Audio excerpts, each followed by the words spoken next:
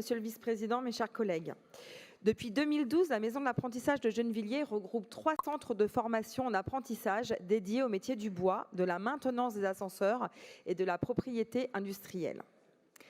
Ce campus se distingue par ses espaces et ses équipements.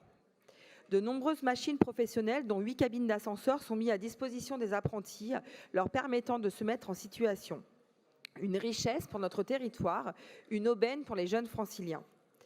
L'idée de centraliser ces formations sur un même site était plus que judicieuse. Elle a en effet permis de mutualiser les moyens et de valoriser ces métiers d'avenir dans notre région. D'ailleurs, c'est la première fois que la région était copropriétaire des murs d'un CFA à hauteur de 80% et les 20% restants étaient détenus par la Chambre de commerce et de l'industrie. Mais la vie de cet établissement n'a pas été un long fleuve tranquille.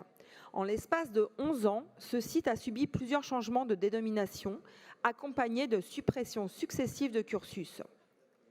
Le nombre d'apprentis par filière n'a cessé de diminuer au fil des années. Alors que l'établissement devait former jusqu'à 600 jeunes par an, du CAP au brevet professionnel, en passant par le bac professionnel, ils sont moins d'une soixantaine aujourd'hui, faute de candidats. Début 2023, la Chambre consulaire a annoncé se désengager des formations qu'elle dispensait et ne plus vouloir occuper le site à terme pour pouvoir sortir de sa gestion. Nous avons pris acte de cette décision difficile, non sans impact sur les apprentis et les équipes éducatives mobilisées. Nous tenons d'ailleurs à exprimer notre reconnaissance envers tous ceux qui ont contribué à faire naître des vocations et à cesser les idées préconçues sur l'apprentissage. Pour nous, l'apprentissage est la voie royale vers l'emploi. Et c'est pourquoi il était de notre ressort de venir en aide à cet établissement en péril.